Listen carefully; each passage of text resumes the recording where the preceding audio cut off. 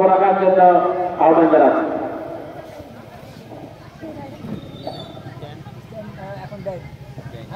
হাতে ধরো।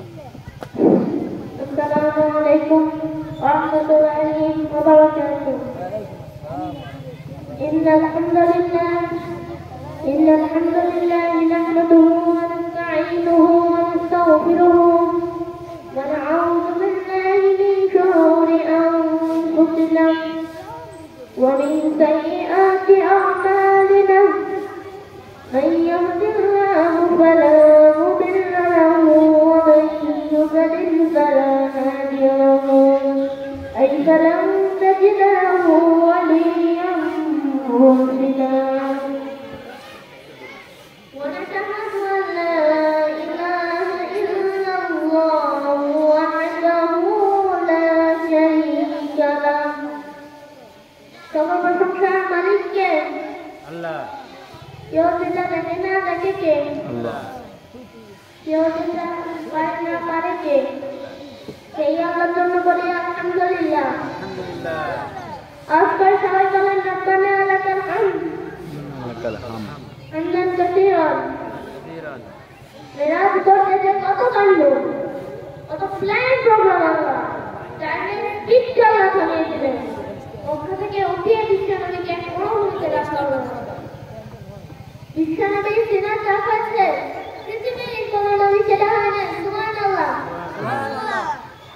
দুই কারণ ছিল এটা বিশ্বনবীর জীবন। হালিমাতুস সাদিয়ার বাড়িতে যখন দুধ পান করতে গিয়েছিল তখন হয়েছিল, আর মেরাজের রাতে হয়েছিল। উম্মে আলীর ঘর থেকে তুলে এসে জিবরাইল বিশ্বনবীকে আগুনে জামায় ছুঁয়েছিলেন। এরপর গলার নিচ থেকে শুরু করে নাভি পর্যন্ত মুখটা কেটে ফেললেন। বিশ্বনবী হৃদয়টাকে বের করলেন, জমজমের পানি দিয়ে ধৌত করলেন, আবার তিনি হৃদয়টাকে ফুঁকিয়ে দিলেন। This is সবচেয়ে চলা। উর্দু ভাষাতে বলে সিনা চাপ, ইংরেজিতে বলে ওপেন হার্ট সার্জারি। সুবহানাল্লাহ বলবেন না? আমাদের অনেকের ওপেন হার্ট সার্জারি হয় না, গলা থেকে নাভি পর্যন্ত বাঁধা, সেলাই করে দিলে আমার বাঁচে। এটা বিশ্বনবী সিনা চাপ থেকে আবিষ্কার হয়েছে। বলেন আল্লাহু আকবার।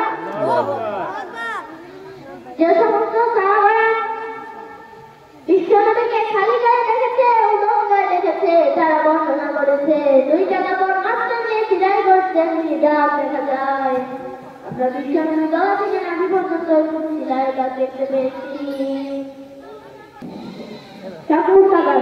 Special status with the last messenger Muhammad sallallahu আপনার নবী কাল্লা এটা দেয় খুশি না বেটা? এরপর হলেন সাহেবুল মেরাজ। ওনার মেরাজ হয়েছে আর কোনো নবী হয়েছে নাকি? কথা বলেন। বিশ্বনবী হৃদয়টা বড় ভাঙা।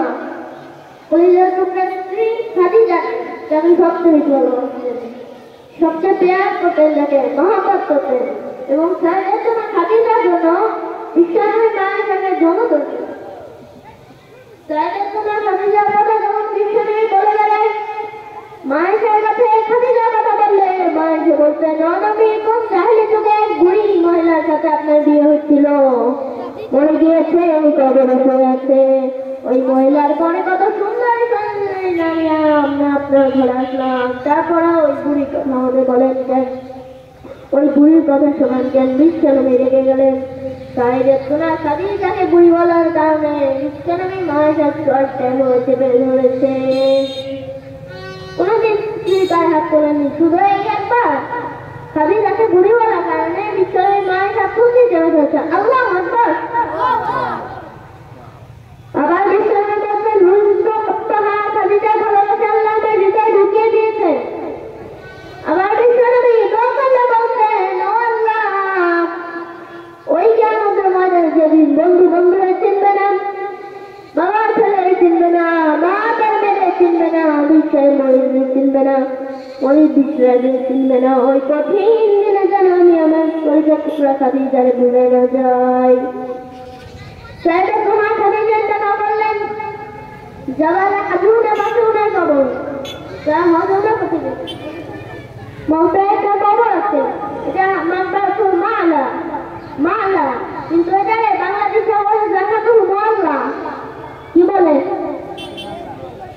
জান্নাতুল মাওলা বলবে না, কারণ এই কবরস্থানে অনেক কাফির মুশরিকদের কবর আছে। তোমাদের কবরস্থান কি জান্নাত দিতে পারে?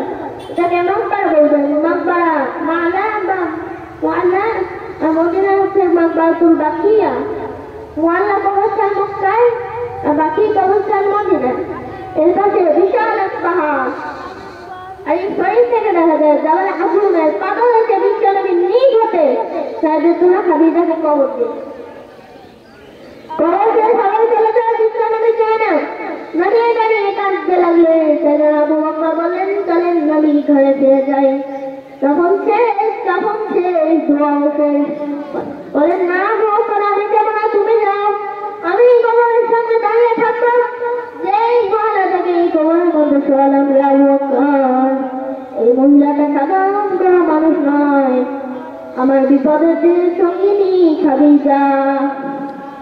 আজীবন আমাকে থাকার মতো চেষ্টা দিয়েছে, সমস্ত সম্পদ আমার পায়ের সামনে বিছিয়ে দিয়েছে। আবু বকর, তোমার মনে চাই ঘরে ফিরে যাও, আমি এখানে দাঁড়িয়ে থাকবো। এখনই খাদিজার গলায় 3টা প্রশ্ন করা হবে।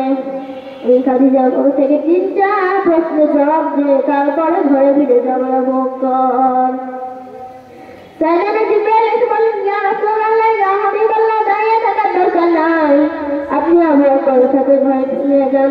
আল্লাহ রাব্বুল আলামিন